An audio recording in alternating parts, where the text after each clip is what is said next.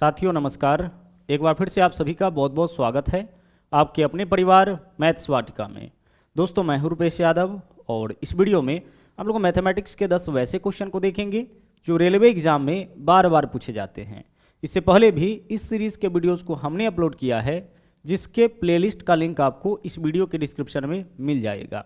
इसके अलावा अगर आप हमारे साथ पेड बैच में जुड़ना चाहते हैं तो इसके लिए आपको प्ले स्टोर से मैथ्स वाटिका एप्लीकेशन को डाउनलोड करना होगा। उस एप्लीकेशन के ऊपर मैथ और रीजनिंग दोनों का ही फाउंडेशन बैच चल रहा है। प्रत्येक बैच का फी वहाँ पे आपको 350 रुपये देने होंगे, यानी 350 में कंप्लीट मैथमेटिक्स और 350 में कंप्लीट रीजनिंग आपको वहाँ पे कराया जाएगा। तो आइए शुरू करते हैं आज के क्लास को। देखिएगा, पहला क्वेश्चन है आपके सामने। हमें इस क्वेश्चन में बताना है एक समानांतर चतुर्भुज की घूर्णी समरूपता का क्रम कितना है। समानांतर चतुर्भुज के घूर्णी समरूपता का क्रम बताना है। घूर्णी समरूपता को ही हम लोग बोलते हैं रोटेशनल सिमेट्री, है ना। तो रोटेशनल सिमेट्री से कोई ना कोई एक क्वेश्चन आपके एग्जाम में जरूर पूछा जाएगा। फिगर कोई भी हो सकता है, जैसे यहाँ समानांतर चतुर्भुज है तो इसके जगह वर्ग हो सकता है, आयत हो सकता है ना, समचतुर्भुज हो सकता है, पतंग हो सकता है, कोई भी आकृति होगा, बट क्वेश्चन आपका यहाँ से जरूर पूछा जाएगा। तो आइए अच्छी तरह से हम लोग समझ लेते हैं कि घूर्णी समरूपता हम लोग निकालते कैसे हैं, या घूर्णी समरूपता का मतलब क्या होता है। जैसे देखिएगा, यहाँ पे आपका एक आकृति है, ठीक है, यह हमारा एक आकृति है आयत। अगर हमें यह पता करना है कि इसके घूर्णी समरूपता का क्रम क्या होगा तो गौर से देखिएगा। जैसे यह हमारा आयत जो है, इसको अगर हम घुमाते हैं 360 डिग्री पे, यह जो पॉइंट है इसका, गौर से देखिएगा, इस पॉइंट को हमें क्या करना है, पूरा 360 डिग्री पे इसको हमें रोटेट करना है। यह जो पार्ट है इसको पूरा 360 डिग्री पे, कहने का मतलब इस फिगर को 360 डिग्री पे घुमाइए, और 360 डिग्री पर घुमाने के बाद जितना बार यह फिगर अपने मूल फिगर के जैसा दिखेगा, जितना बार यह फिगर अपने मूल फिगर के जैसा दिखेगा, इसकी रोटेशनल सिमेट्री का संख्या उतना ही हो जाएगा, इसके घूर्णी समरूपता का संख्या उतना ही हो जाएगा। कहने का मतलब है कि किसी भी आकृति को 360 डिग्री तक घुमाने पर जितना बार वह आकृति अपने मूल आकृति के जैसा दिखेगा, इसके घूर्णी समरूपता का क्रम उतना ही हो जाएगा। तो आइए देखिए, इसको हम लोग घुमाते हैं। कितना तक घुमाना है, 360 डिग्री, मतलब इस पार्ट को ना, इस पार्ट को घुमा के यहाँ तक लेके आना है। देखते रहिएगा, बिल्कुल ऐसा आकृति जहाँ दिखे वहाँ पे आपको रुकना है। चलिए इसको घुमाते हैं, अभी देखते चलिएगा, क्या यह आकृति अपने मूल आकृति के जैसा दिखा, नहीं दिखा। चलिए देखते चलिएगा, देखते चलिएगा, क्या यह आकृति अपने मूल आकृति के जैसा दिखा, हाँ दिख गया, एक बार दिख गया। देख लीजिए, एक बार तो दिखा ना, है ना, जैसा आयत पहले था वैसा ही दिखा। अब और चलिए इसको घुमाते चलिए, इसको कहाँ तक घुमाना है, पूरा वहाँ तक लेकर के जाना है। मूल आकृति के जैसा दिखा, नहीं दिखा, इसको यहाँ तक लेके आइए, देख लीजिए, फिर से इस मूल आकृति के जैसा दिखा। यानी जब हम इस आकृति को 360 डिग्री पे घुमाए तो यह कितनी बार इसी के जैसा दिखा, तो ऐसा यह कुल मिला के 2 बार दिखा। मतलब कि इस फिगर के रोटेशनल सिमेट्री यानी कि घूर्णी समरूपता का क्रम कितना हो जाएगा, आपका 2 हो जाएगा। तो घूर्णी समरूपता आप समझ चुके हैं, किसी भी आकृति को 360 डिग्री पर अगर घुमाया जाए तो जितना बार वह आकृति अपने मूल आकृति के जैसा दिखेगा, उसके घूर्णी समरूपता का क्रम उतना ही हो जाएगा। जैसे कोई दूसरा आकृति लेकर के हम आपको समझाते हैं। जैसे यह आपका देख लीजिए, मान लेते हैं कि यह हमारा कोई वर्ग है। अब इसके बारे में हमें यह सोचना है कि इसके रोटेशनल सिमेट्री का संख्या कितना होगा, ठीक है, इसके घूर्णी समरूपता का क्रम हमें बताना है। अब आइए इस फिगर को हम लोग घुमा लेते हैं 360 डिग्री पे, 360 डिग्री पे इस फिगर को घुमाइए। जितना बार यह फिगर अपने मूल फिगर मतलब ऐसा दिखेगा, इसके घूर्णी समरूपता का क्रम उतना ही हो जाएगा। तो आइए घुमाते 360 डिग्री पे, देखिए मूल फिगर जैसा दिखा, है ना, 1 बार हो गया। फिर देख लीजिए, मूल फिगर जैसा दिखा, 2 बार हो गया। फिर से मूल फिगर जैसा दिखा, 3 बार हो गया। फिर से मूल फिगर जैसा दिखा, 4 बार। ध्यान से देखिएगा, हम लोग घुमाना कहाँ से शुरू किए हैं, इस पॉइंट से। इस पॉइंट पर नजर डालिएगा, इसको पूरा घुमा करके फिर यहाँ लाना है, और जितनी बार मूल फिगर के जैसा दिखेगा, इसके घूर्णी समरूपता का क्रम उतना ही हो जाएगा। देखिए, 1 बार, 2 बार, मूल फिगर जैसा 3 बार, 4 बार। जैसा यह फिगर है वैसा जब 4 बार हम लोग घुमाए तो 4 बार दिखा। तो यह आपका वर्ग था, वर्ग के घूर्णी समरूपता का क्रम कितना हो जाता है, 4। अब घूर्णी समरूपता आप समझ चुके हैं, तो आपको करना यह है कि सभी घूर्णी समरूपता को ध्यान में रखना है।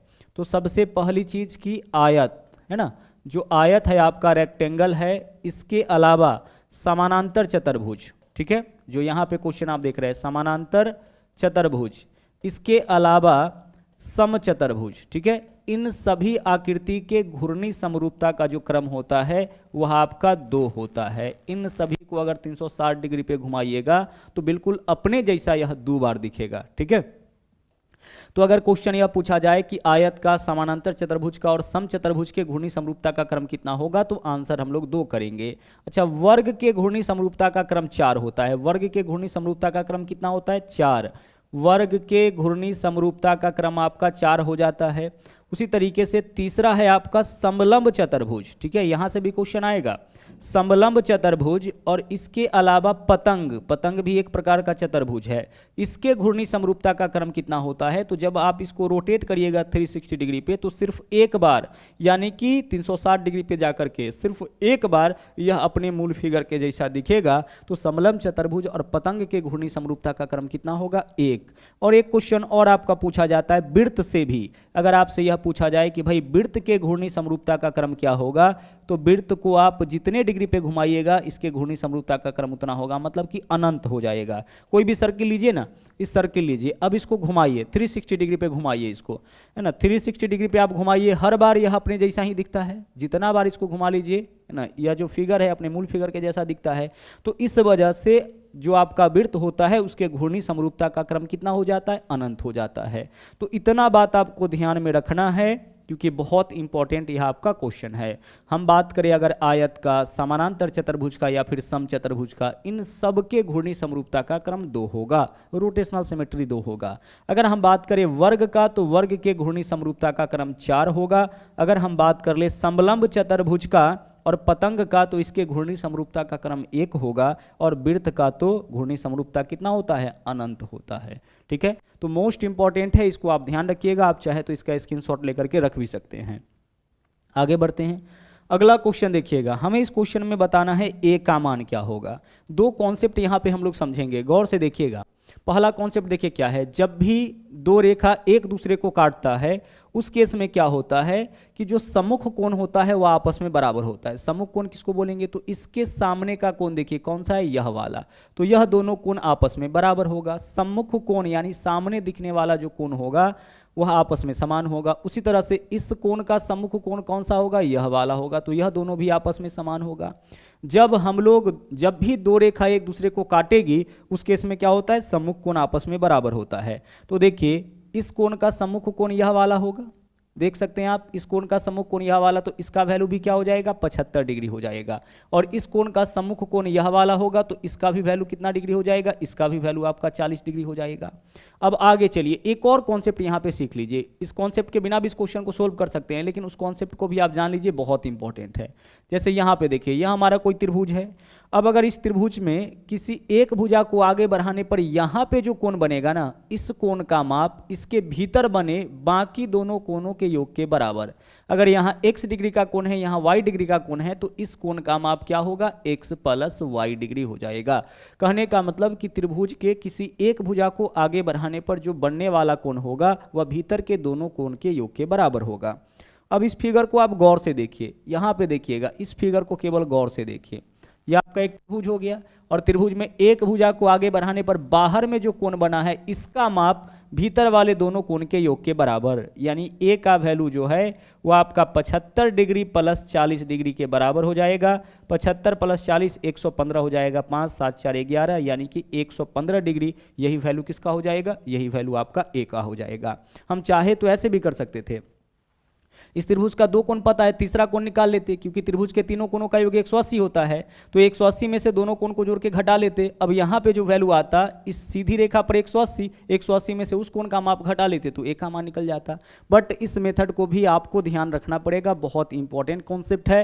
त्रिभुज में किसी एक भुजा को आगे बढ़ाएंगे तो बाहर में जो कोण बनेगा वह भीतर वाले दोनों अंतःकोण के योग के बराबर। यहाँ 75, यहाँ 75, यहाँ 40, तो यहाँ 40। अब इस भुजा को आगे बढ़ाएं, यहाँ पे जो कोण बनेगा भीतर वाले दोनों कोण के योग के बराबर हो जाएगा।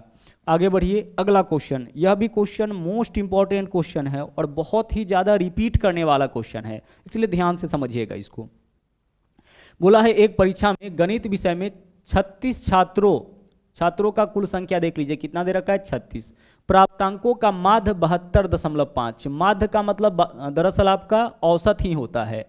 है ना। माध्य में और औसत में कोई अंतर नहीं है। माध्य निकालने के लिए भी हम लोग क्या करते हैं, आंकड़ों का योग बट्टा आंकड़ों की संख्या। औसत निकालने के लिए भी क्या करते हैं, आंकड़ों का योग बट्टा आंकड़ों की संख्या। तो जैसे माध्य निकालते हैं वैसे ही औसत निकालते हैं, यानी कि दोनों क्या है आपका सेम ही है। आगे देखिए, अब बोला है कि अंकों को पुनरीक्षण करने पर पुनः निरीक्षण किया गया है, दोबारा जांच किया गया है, तो यह पाया गया कि एक छात्र का अंक गलती से, अब ध्यान से देखिएगा, एवरेज एरर का यह क्वेश्चन है, ठीक है। यह क्वेश्चन आपका किसका है, एवरेज एरर का। गलती से बोला गया है कि एक छात्र का अंक गलती से 56 के बजाय 65 लिख दिया गया। अब गौर से देखिएगा, गलती से क्या हुआ है, 56 के बजाय 65 लिख दिया गया। 56 के बजाय 65 लिख दिया, इसका मतलब है कि सही तो 56 था, गलती से 65 लिख दिया ना, तो 65 क्या है, गलत हो गया। देख लीजिए, गलती से 56 के बजाय 65, यानी सही क्या था 56 और लिख कितना दिया 65। तो 56 के बजाय अगर 65 लिखेगा तो ज़्यादा लिख दिया। कितना ज़्यादा लिखा, देखिए 65 56 से कितना ज़्यादा है, 9 ज़्यादा, यानी कि 9 का वृद्धि हो गया होगा योग में। एक संख्या जो औसत यहाँ पे निकाला गया है 36 छात्रों के प्राप्तांक का औसत, उसमें से एक छात्र का नंबर 56 था, उसको लिख दिया 65। इसका मतलब है कि योग में ऑलरेडी 9 का वृद्धि हो गया होगा। और माध्य कैसे निकाला होगा, आंकड़ों का योग बट्टा आंकड़ों की संख्या। तो आंकड़ों के योग में ऑलरेडी कितना का वृद्धि हो गया है, 9 का वृद्धि हो गया है। अच्छा, योग में 9 का वृद्धि है तो औसत में कितना का वृद्धि, तो योग को औसत में कैसे कन्वर्ट करते हैं या योग को माध्य में कैसे कन्वर्ट करते हैं, तो आंकड़ों का योग बट्टा आंकड़ों की संख्या। तो योग में 9 का वृद्धि होगा पूरे के ना, तो पूरा स्टूडेंट कितना है 36, तो औसत में यह कन्वर्ट हो गया। योग को औसत में कन्वर्ट करने के लिए आंकड़ों की संख्या से भाग, तो 9 चौके हो जाएगा आपका 36, ऊपर में 1 है नीचे में 4, 1 में 4 से भाग करेंगे 0.25, यानी कि औसत में या माध्य में 0.25 का वृद्धि हो जाएगा। अगर 56 के बजाय 65 लिखेंगे, इसका मतलब योग 9 ज्यादा है, योग में 9 की वृद्धि, इसका मतलब है कि माध्य में 0.25 की वृद्धि होगा। तो माध्य जो आपका 72.50 था, इसमें वृद्धि कितना का हो जाएगा, इसमें वृद्धि 2.5 का, इतना का वृद्धि है, तो इतना माइनस करेंगे तभी तो सही माध्य निकलेगा ना। तो 50 में से 25 माइनस करिए, 25, यहाँ पे 72, यानी कि सही माध्य आपका कितना हो जाएगा 72.25। सही माध्य क्या हो जाएगा 72.25। ध्यान से कॉन्सेप्ट समझिएगा। योग में वृद्धि 9 का, औसत में या माध्य में वृद्धि कितना का, तो 9/36, जितना संख्या होगा उससे भाग करिएगा। आंकड़ों का संख्या पूरा 36 है ना, 36 छात्रों का प्राप्तांक है, तो औसत में या माध्य में वृद्धि इतना का ऑलरेडी हो चुका है। तो इतना ऑलरेडी वृद्धि हो चुका है, तो सही माध्य कब निकलेगा, जब इसको हम लोग माध्य में से घटा लेंगे। आगे बढ़िए, अगले क्वेश्चन में आ जाते हैं। अगला क्वेश्चन देखिएगा क्या है, बोला है 6 सेंटीमीटर त्रिज्या वाले स्टील के एक गोले से 1 सेंटीमीटर त्रिज्या वाला कितना गेंद बनाया जा सकता है। देख लीजिए, इतना त्रिज्या वाला एक गोला है, इससे हमें इतना त्रिज्या वाला गोला बनाना है और बताना है गोलों की संख्या। तो गोलों की संख्या कैसे निकालते हैं, बड़े गोले के आयतन में छोटे गोले के आयतन से भाग करके। तो बड़े गोला का आयतन क्या होगा 4/3, गोला का आयतन होता है 4/3 इंटू पाई आर क्यूब। तो आर का वैल्यू कितना है, आर का वैल्यू यहाँ पे 6 है, तो 6 का क्यूब 4/3 पाई आर क्यूब, यह हो गया बड़े गोले का आयतन।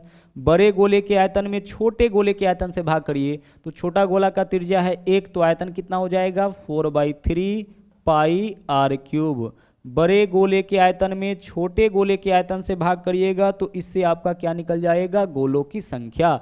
फिर से देखिए, 6 सेंटीमीटर त्रिज्या वाले एक स्टील के गोले से 1 सेंटीमीटर त्रिज्या वाला कितना स्टील का गोला बनाया जा सकता है। तो हमें क्या करना है, बड़े गोले के आयतन में छोटे गोले के आयतन से भाग करिएगा, तो इससे निकलेगा गोलों की संख्या। और गोला का आयतन 4/3 पाई आर क्यूब, 4/3 पाई यहाँ भी है, यहाँ भी कट जाएगा। 6 का क्यूब ऊपर में कितना 216, 1 का क्यूब 1, 216/1, यानी आंसर क्या होगा 216। तो इस क्वेश्चन का आपका आंसर हो जाएगा विकल्प बी। ठीक है, चलिए आगे बढ़ते हैं। अगला क्वेश्चन देखिएगा, यह आपका पाई चार्ट से है। क्वेश्चन देखिएगा क्या बोला है, बोला है दिए गए पाई चार्ट एक कंपनी XYZ के द्वारा 2015 में बनाए गए भिन्न प्रकार के कपड़ा उत्पादन की जानकारी को दर्शाता है। यहाँ चार्ट के रूप में एक कंपनी है XYZ, उसके कपड़ा के उत्पादन को दर्शा रहा है। जैसे कॉटन कपड़े का उत्पादन 28%, वुलन का 15%, सिल्क 12%, लिनेन 20% और सैटिन का उत्पादन कितना है 5% है। ठीक है, अब हमसे क्वेश्चन क्या पूछा है कि वर्ष 2015 में, डाटा 15 का दिया है तो 15 का ही पूछेगा, कपड़े का कुल उत्पादन 1.5 लाख, यानी यह वैल्यू पूरा का पूरा 100% का है। कपड़े का कुल उत्पादन यानी सभी प्रकार के कपड़े का कुल उत्पादन कितना है 1.5 लाख है। पूछा क्या गया हम लोगों से, पूछा गया है सेटिन के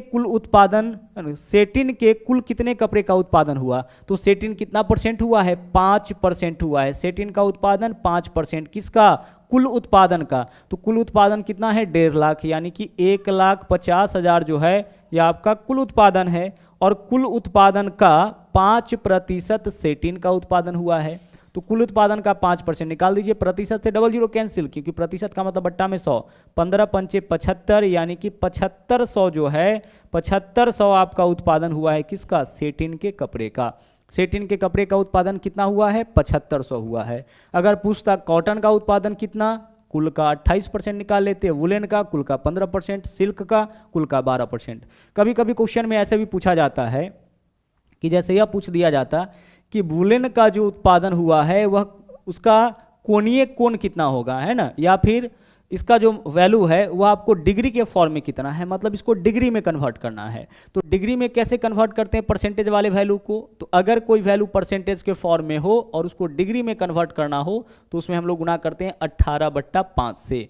काटिए, 5 तिया 15, यानी कि 18 तिया 54। तो डिग्री के फॉर्म में कितना डिग्री हो जाएगा आपका वुलन का उत्पादन, 54 डिग्री। तो डिग्री के फॉर्म में भी क्वेश्चन में कभी कभी क्वेश्चन आपका पूछ देता है। तो प्रतिशत को अगर डिग्री में कन्वर्ट करना होगा तो हम गुना करते हैं 18/5 से, और अगर डिग्री के फॉर्म में कभी डाटा दे दे और उसको प्रतिशत में कन्वर्ट करना होगा तो उसमें गुना करेंगे 5/18 से।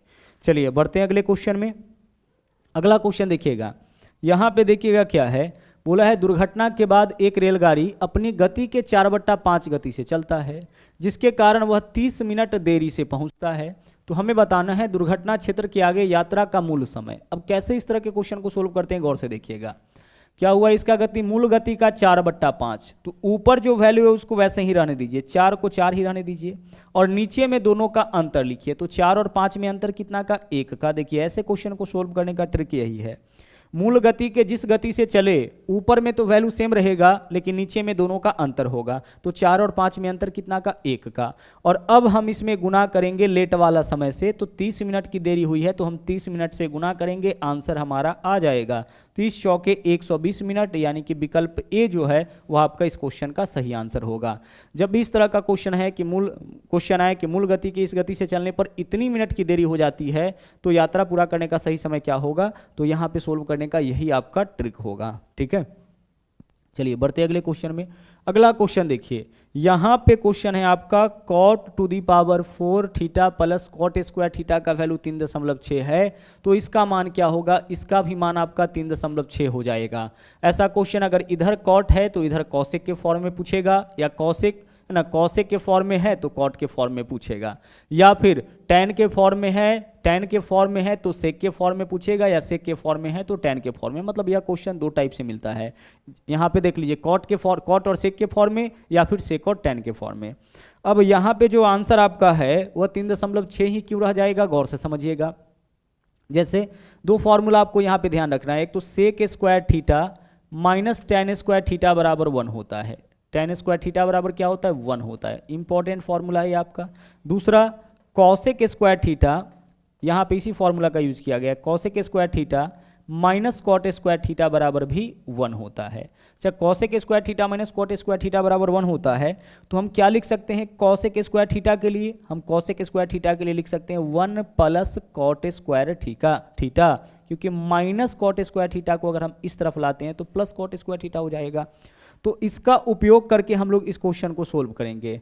देखिए सबसे पहला काम हम क्या करेंगे कि दोनों जगह से हम cot स्क्वायर कॉमन लेंगे। तो अगर cot स्क्वायर थीटा कॉमन आप ले लेते हैं तो क्या बचेगा, यहाँ पे आपका बचेगा cot 4 बार है ना, तो 2 बार तो बचेगा, cot स्क्वायर थीटा बचेगा, प्लस है तो प्लस, यहाँ cot स्क्वायर थीटा है, पूरा का पूरा cot स्क्वायर थीटा कॉमन ले लिए तो 1 बचेगा, बराबर में वैल्यू कितना हो जाएगा, 3.6 हो जाएगा। ठीक है, चलिए आगे बढ़ते हैं।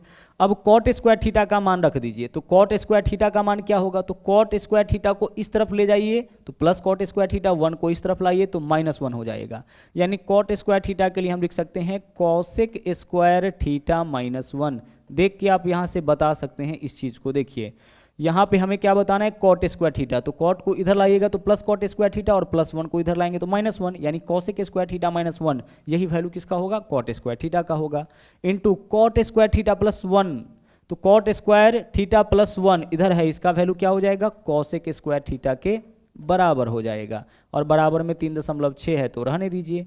अब आगे देख लीजिए, इससे दोनों में गुना करेंगे तो कॉसेक स्क्वायर थीटा से कॉसेक स्क्वायर थीटा में गुना तो cosec to the power 4 theta हो जाएगा, माइनस कॉसेक स्क्वायर थीटा से 1 में गुना तो ये आपका कॉसेक स्क्वायर थीटा हो जाएगा। बराबर में वैल्यू आपका कितना हो जाएगा, 3.6। देख लीजिए इसका वैल्यू 3.6, जो वैल्यू आपका इसका था वही वैल्यू इसका भी आ गया। तो कहने का यह मतलब है कि इसको कन्वर्ट करिएगा तो इस फॉर्म में आ जाएगा और इसको कन्वर्ट करिएगा तो इस फॉर्म में आ जाएगा। तो कॉट के फॉर्म में अगर क्वेश्चन दे कॉसेक के फॉर्म में पूछे तो आंसर सेम रह जाएगा, या इसका मान दे करके इसका मान पूछे तो भी आंसर आपका सेम हो जाएगा। इसके अलावा यहाँ पे कॉट के जगह आपका tan के फॉर्म में भी डाटा दे सकता है, tan to the power 4 theta plus tan square theta, ठीक है। इसका वैल्यू आपका इस तरह से दे दे x और आपसे पूछे sec to the power 4 theta minus sec square theta, इसका वैल्यू क्या होगा, तो इसका भी वैल्यू आपका सेम रह जाएगा, ठीक है। तो इन दोनों कॉन्सेप्ट को आप ध्यान रखिएगा क्योंकि बहुत ज़्यादा यहाँ से क्वेश्चन आपका पूछा जाता है। कॉट के फॉर्म में देकर कॉस के फॉर्म में पूछे आंसर सेम रह जाएगा, tan के फॉर्म में देकर के सेक के फॉर्म में पूछे तो भी आंसर आपका सेम रह जाएगा। चलिए बढ़ते अगले क्वेश्चन में। अगला क्वेश्चन देखिएगा यहाँ पे क्या है, बोला है संख्याओं के एक समुच्च का समानांतर माध्य 12, संख्याओं के दूसरे समुच्च का समानांतर माध्य 12 और दोनों समुच्च का जो संयुक्त माध्य है वह 12.5 है। तो दोनों समूह में आवृत्तियों का अनुपात, आवृत्ति का अनुपात मतलब कि उसके संख्या का अनुपात हमें बताना है। देखिए यहाँ पे माध्य कितना बार दिया है, 3 बार, पहले समुच्च का, दूसरे समुच्च का और संयुक्त समुच्च का। तो यहाँ पे हम लोग लगा देंगे एलिगेशन मेथड। एलिगेशन मेथड में इस तरह से हम लोग क्रॉस बनाते हैं, क्रॉस में पहली बिंदु पर पहली बातें, दूसरी बिंदु पे दूसरी बातें, कॉमन बिंदु पे कॉमन बातें। तो पहले जो समुच्च है उसका माध्य कितना है, 12, पहले बिंदु पे रखिए। दूसरा जो समुच्च है उसका माध्य कितना है, 15, दूसरे बिंदु पे रखिए। और संयुक्त जो समुच्च है उसको कॉमन बिंदु पे, संयुक्त समुच्च कितना है, 12.5। बस अब आप इसको कैलकुलेट कर लीजिए। पहला काम आपको क्या करना है, जो पहला समुच्च का औसत है माध्य है उसको पहले बिंदु पर, दूसरे समुच्च का जो माध्य है उसको दूसरे बिंदु पर, और जो संयुक्त माध्य है उसको कॉमन बिंदु पे रखिए। अब कैलकुलेशन कैसे करते हैं, तो क्रॉस में घटा के लिखते हैं। तो 15 में से 12.5 माइनस करिए, कितना हो जाएगा, 2.5 हो जाएगा। अनुपात आगे देख लीजिए, 12 में से 12.5 माइनस करिए, 0.5, बड़ी वैल्यू में से छोटी वैल्यू माइनस करते हैं लेकिन क्रॉस में, तो इसमें से इसको घटाइए, 12.5 में से 12.5। अनुपात में वैल्यू आपका आता है, अनुपात का मतलब बट्टा होता है, यहाँ भी पॉइंट वहाँ भी पॉइंट, कैंसिल हो जाएगा, 5 से काटिए, 5 × 25, 5 × 5, यानी कि दोनों के संख्या में, दोनों के आवृत्ति, कहने का मतलब कि जिसका माध्य 12 है और जिस समुच्च का माध्य 15 है उसके संख्या में 5:1 का अनुपात है। तो विकल्प बी जो है वह आपका इस क्वेश्चन का सही आंसर हो जाएगा। मतलब कि औसत या माध्य दोनों एक ही चीज होता है, तो जिसका माध्य 12 है और जिसका माध्य 15 है ऐसी संख्याओं में 5:1 का अनुपात हो जाएगा। आगे बढ़ते हैं, अगला क्वेश्चन देखिएगा। यहाँ पे देखिए क्या है, बोला है एक चतुर्भुज के 3 कोण समान है और चौथे कोण का माप 150 डिग्री है, तो समान कोणों में से प्रत्येक का माप क्या होगा। जैसे देख लीजिए यहाँ पे कोई आपका चतुर्भुज है और इसका 3 कोण आपका समान दे रखा है, ठीक है, 3 कोण, तो इस कोण का माप हम ले लिए x, इसका भी माप ले लिए x और इसका भी माप ले लिए x। अच्छा, एक कोण, यह जो चौथा कोण है, हालांकि यह 150 डिग्री नहीं दिख रहा है, फिर भी अगर जो चौथा कोण है इसका माप कितना है, 150 डिग्री है, इतना दे रखा है। हमें बताना है बराबर कोण में से प्रत्येक कोण का माप। तो चतुर्भुज के चारों कोणों का योग होता है 360 डिग्री। चतुर्भुज के चारों कोणों का योग कितना, 360 डिग्री। तो 3 कोण x है तो तीनों कोणों का योग 3x हो जाएगा, और प्लस चौथा कोण आपका 150 डिग्री है तो 3x + 150 डिग्री बराबर कितना हो जाएगा, 360 डिग्री। प्रत्येक बराबर कोण का माप हम x लिए तो 3 कोण बराबर है तो 3x हो जाएगा, और चौथा कोण 150 + 150, चारों कोणों का योग 360 डिग्री के बराबर। चतुर्भुज के चारों अंतः कोणों का योग 360 डिग्री। अब यहाँ से 3x का वैल्यू निकालिए, क्या होगा, 150 इधर आके 360 में से घटेगा तो यह हो जाएगा आपका 210 डिग्री। 3 से अगर हम इसको काटेंगे तो कितना हो जाएगा, 3 × 7 = 21, यानी x का वैल्यू 70 डिग्री। तो प्रत्येक बराबर कोण का माप आपका कितना होगा, प्रत्येक बराबर कोण का माप आपका हो जाएगा 70 डिग्री। आगे चलिए अगले क्वेश्चन में आ जाइए। यहाँ पे देखिएगा क्या बोला है, 18 मीटर ऊंची एक मीनार से एक बड़ी इमारत के शीर्ष का उन्नयन कोण 45 डिग्री और उसी इमारत के तल का अवनमन कोण 60 डिग्री, तो इमारत की ऊंचाई क्या होगी। 18 मीटर ऊंची एक मीनार से, तो सबसे पहले हम मीनार बना लेते हैं, यह आपका मीनार हो गया, और इसका ऊंचाई कितना है, इसका ऊंचाई 18 मीटर।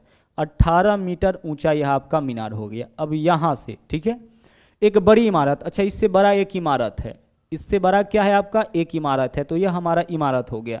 जो आपका इससे बड़ा है यानी कि मीनार से बड़ा है, यहाँ से इसके शीर्ष का उन्नयन कोण, मतलब यहाँ से मीनार के ऊपर से इसके शीर्ष का अब उन्नयन कोण, अच्छा कोण बनाना है ना, मतलब यहाँ से इसके शीर्ष का उन्नयन कोण कितना डिग्री है, यह आपका दे रखा है 45 डिग्री। ओके, और आगे देखिए क्या बोला है, और इमारत के तल का, यहीं से इमारत के तल का अवनमन कोण, ठीक है, मतलब यहाँ से इसको देखने पर जो कोण बना वह आपका कितना डिग्री है, वह आपका है 60 डिग्री। इतना क्वेश्चन आपका दे रखा है, हमें बताना है इमारत की ऊंचाई।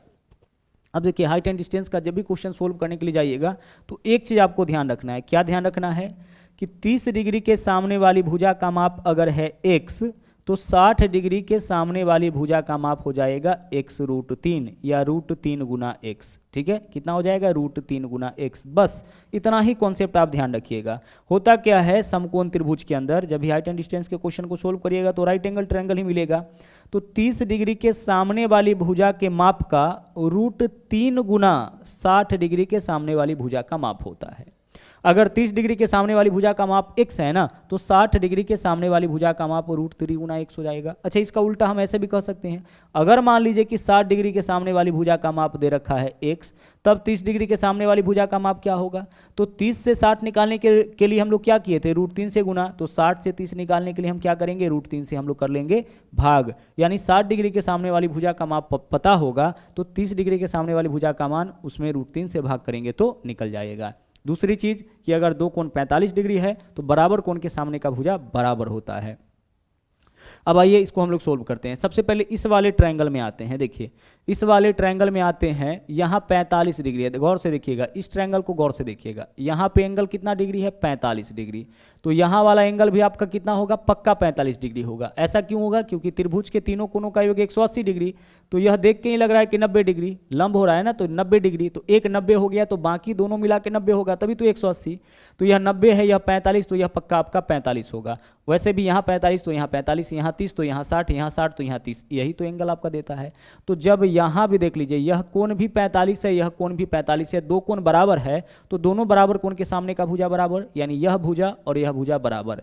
इस 45 के सामने की भुजा यह है और इस 45 के सामने की भुजा यह है, तो इस दोनों का माप क्या होगा, बराबर होगा। अब इसमें चलते हैं, इस वाले त्रिभुज में आइए। इस त्रिभुज में देख लीजिए क्या है, 60 डिग्री है, तो यहाँ पे एंगल कितना होगा 30 डिग्री, क्योंकि त्रिभुज के तीनों कोणों का योग 180, तो यह तो आपका 90 है, 90 और 60 150, तो यहाँ पक्का 30 होगा। अब देखिए इस क्वेश्चन में क्या है, 60 डिग्री के सामने की भुजा का माप दे रखा है 18, तो 30 डिग्री के सामने वाली भुजा का माप क्या होगा 18/√3। यही तो आप देखे थे ना, 30 डिग्री के सामने वाली, यहाँ देखिए 60 डिग्री के सामने वाली भुजा का माप x, तो 30 के सामने वाली भुजा का माप क्या होता है x/√3। 18 में √3 से अगर आप भाग करते हैं ना तो यह आपका हो जाएगा 6√3।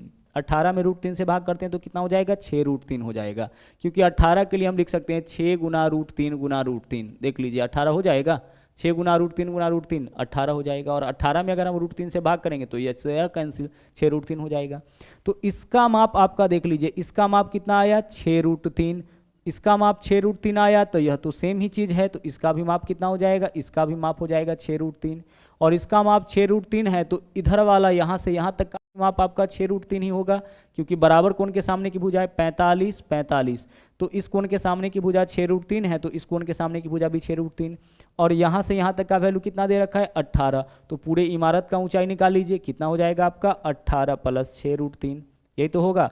यहाँ से आप कॉमन ले लीजिए 6, अगर 6 कॉमन लेते हैं तो यहाँ बचेगा 3 और इधर बचेगा √3, यानी कि 6 × 3 + √3, यही आपका इमारत का क्या हो जाएगा, यही आपका इमारत का ऊंचाई हो जाएगा। ठीक है, चलिए तो यह था आपका आखिरी क्वेश्चन। आज के लिए इतना ही, वापस मुलाकात होगी अगले दिन फिर से एक नए सेट के साथ। तो मिलते हैं अगले वीडियो में। थैंक यू, जय हिंद।